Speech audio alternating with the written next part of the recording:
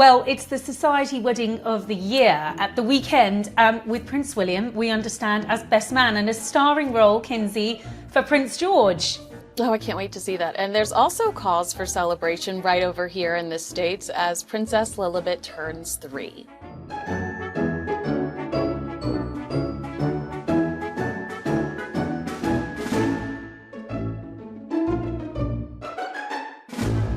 Hello and welcome to Heirs and Spares, the show where we bring you insight and opinion into the lives of two very famous royal couples on both sides of the Atlantic.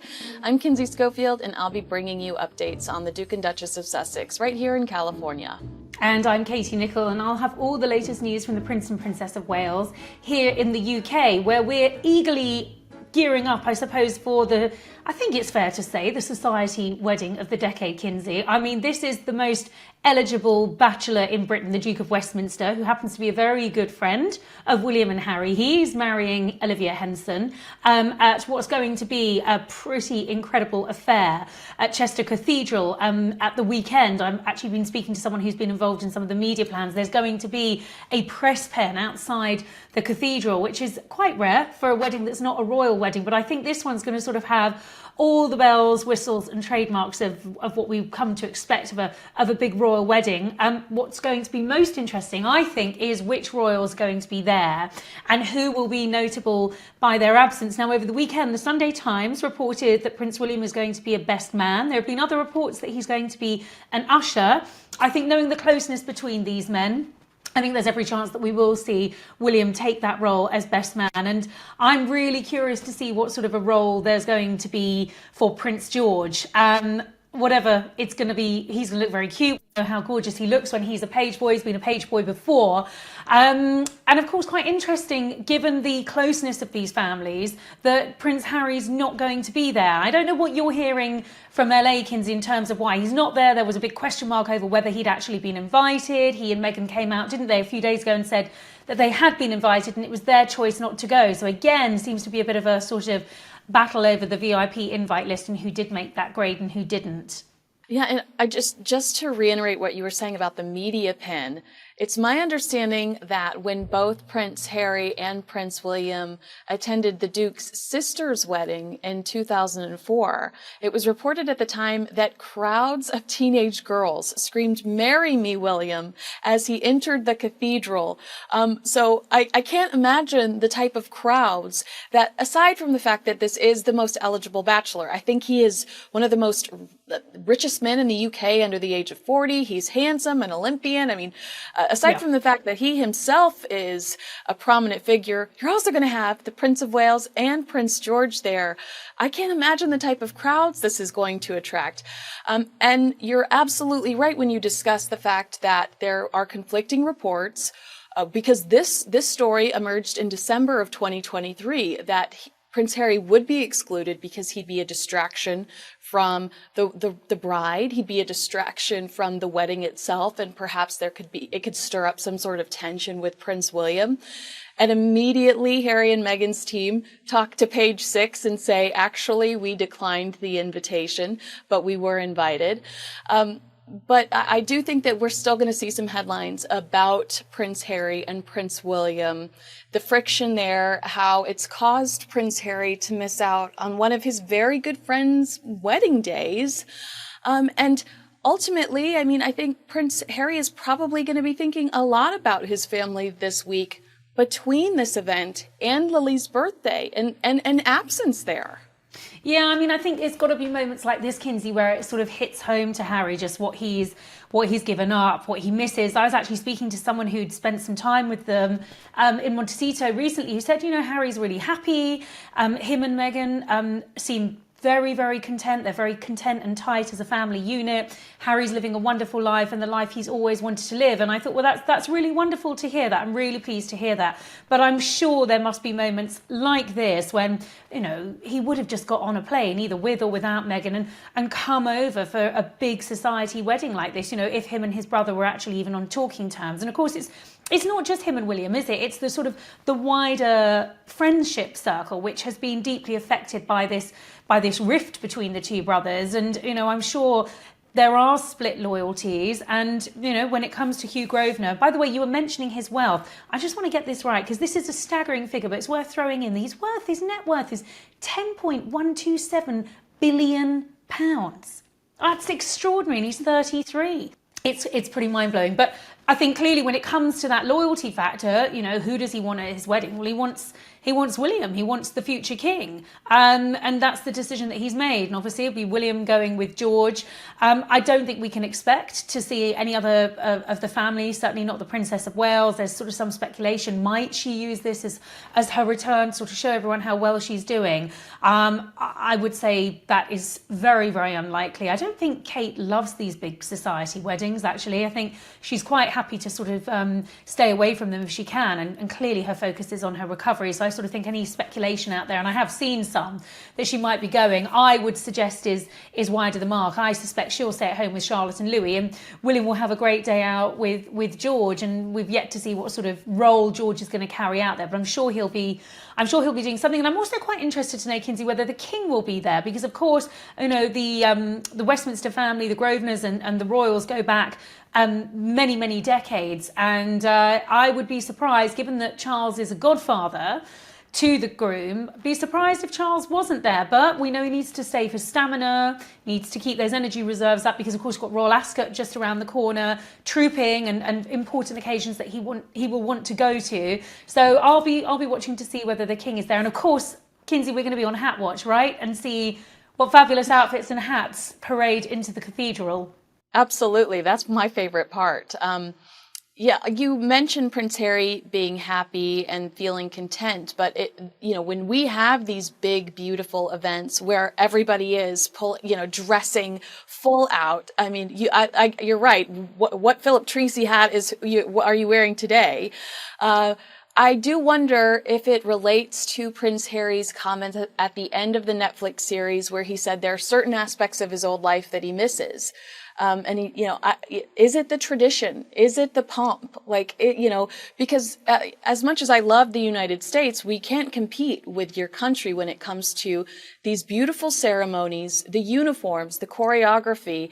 There's just no competing. I think my entire country stops and watches when there's trooping, when there's a coronation.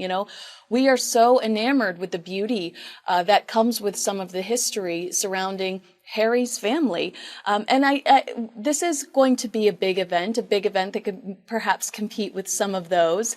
So I wonder sometimes if that is what Prince Harry meant when he said in the Netflix series that he missed some of the elements of his old life.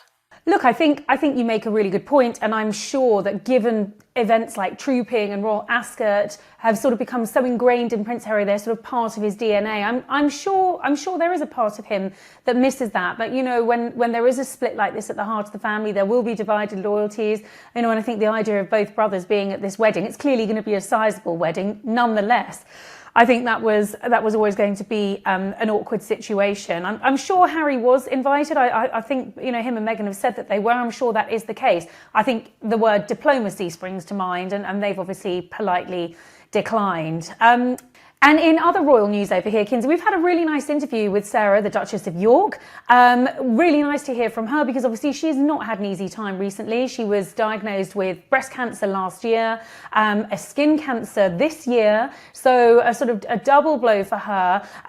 But it seems to have brought a new closeness between Sarah and the royal family, something which I think, actually not that long ago, particularly while the Duke of Edinburgh was alive, was just unthinkable. And I think there's every chance that we're just talking about Ascot, I think there's every chance we could see Sarah popping up at Ascot, being at these sort of more informal, I use that loosely termed phrase, but family gatherings and family occasions. It seems that she's sort of very much been welcomed back into the fold. You've sort of got an interesting dichotomy going on at the moment. You've got a story about Andrew. This has been making the papers over here. It's just worth mentioning. There's a bit of a wrestle going on between the king and Prince Andrew, who's still living at Royal Lodge, which is the house he shares with Sarah and used to until recently his daughters, because Charles, we know, is doing a big shake-up of royal residences and basically wants Andrew out, because Royal Lodge could be used well, by others, not least the Waleses, who could do with a bigger accommodation. Andrew's digging his heels in and wants to stay. So, there's a wrestle between those two royal brothers as well. But I think what's so nice is that despite this sort of difficulty between Andrew and Charles over the royal residence, is that Sarah's been welcomed in from the cold. I think the King's got quite a soft spot for her. And of course, they've got this shared experience now with their cancer journey. So she's spoken to Hello magazine, and she says that she thinks the key is not being in anyone's face. Well, she knows all about that. The odd note, the odd hello, we're all here, we're all in here together. And she spoke about how impressed she was, and that the King's been announced as the new patron of Cancer Research UK. So I think there's been a bit of a shared experience that has bonded them and brought Sarah in from the cold, which I think is nice, because I've always been a big fan of Sarah. I think she's a good woman at heart. And she's so PR savvy. She has become, the old documentaries that you watch around the mid-90s, late 90s about how she attracted a lot of negative attention. You have seen a real improvement and evolution in the way she communicates with media. And she just handles some of these difficult questions so well. Of course, she was asked about the Princess of Wales, a topic that's very delicate to all of us right now. And she said, I think the Princess of Wales was so brave with that video, talking about how family unity is key and that the royal family are all supporting each other and carrying on. But she really has kind of aced how to deal with the public and how to deal with media as she's evolved in her story. And it's almost like maybe she should spend more time with Harry and Meghan, because she kind of just nips those questions in the bud really quickly, giving very little away, but saying a lot in the process. Kinsey, I also think she's got a real respect for monarchy and an understanding of monarchy as an institution. I mean, you talk about a few decades back and when you think back to the embarrassment that she reaped on the royal family, those photographs of her having her toes sucked. I mean, just awful, devastating stuff for her on a personal level, but brought so much shame to the monarchy as well. And you look at her now and you can just see that this institution matters to her. She talks about the royal family as a family and how they're all supporting each other. And I think, I think you're right. She could probably teach Harry and Meghan a thing or two just about perhaps respecting the institution, even as an outsider, because ultimately you may be an outsider, but I think Sarah's proved that you can also be welcomed back into the fold. Right, and that is very important. Let's talk a little bit about Princess Lilibet's birthday. Now, Harry and Meghan did tell People magazine that they threw a bit of a soiree for baby Lily, and that it was just close friends and family and some of Lilibet's friends, I imagine from other friends of Harry and Meghan's from the neighborhood. Very few details were given, but I do believe this is coming directly, exclusively to People magazine from Harry and Meghan's camp. Tyler Perry, we know he's a godfather, so he was perhaps in the mix. He went to her christening. That's the last time I think I saw their names together when Lily was christened. Over the last few weeks, Meghan told us that Lilibet, her favorite class was dance class when Meghan was in Nigeria. So hopefully there was a lot of dancing going on. But we kind of already touched base on this, but a little bittersweet, because at the end of the day, when Meghan and Harry say family, sometimes that's really only Meghan's mom. They aren't engaged with a lot of their family outside of Doria. So I'm sure that they are happy in their intimate core group. But the reality is there likely wasn't a call from Prince William. There likely wasn't a call from Thomas Markle, and they are still estranged from the majority of both of their families. Yeah, they are. And I think it's also particularly sad, Kinsey, for the King as well, because I know he would love to spend more time with his grandchildren over in California.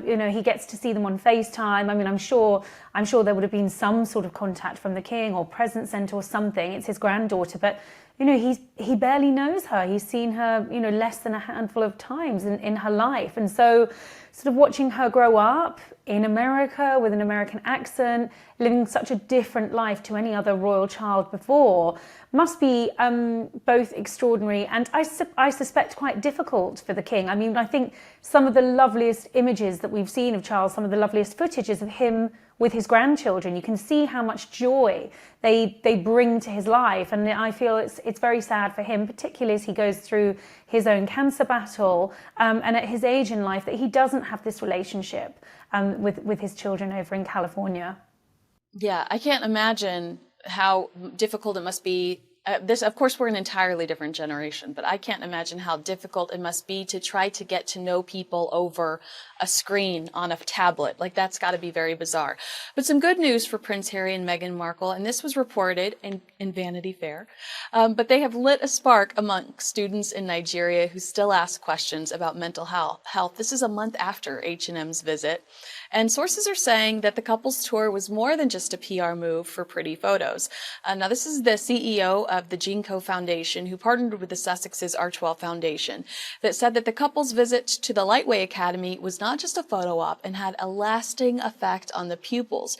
You'll remember back in May, Prince Harry told children at a mental health summit, "There's no shame to acknowledge that today is a bad day, that you left school feeling stressed. It's okay. It's okay to have a bad day."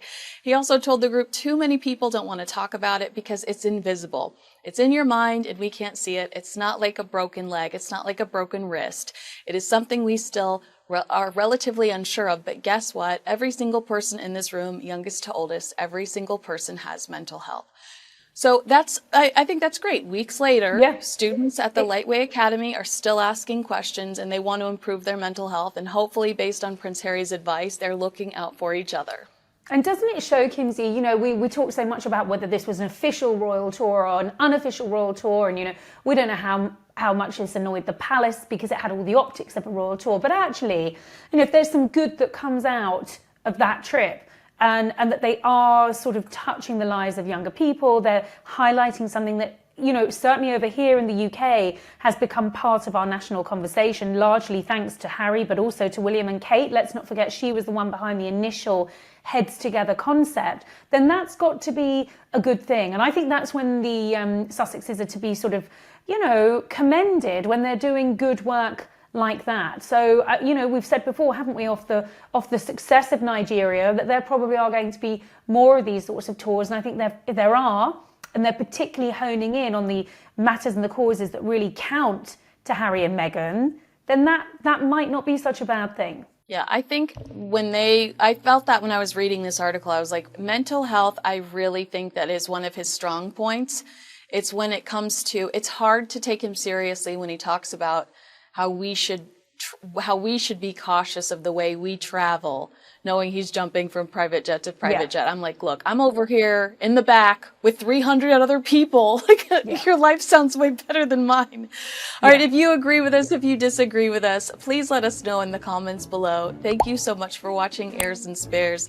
I'm Kinsey Schofield. I'm Katie Nicholl, and we look forward to seeing you again next week.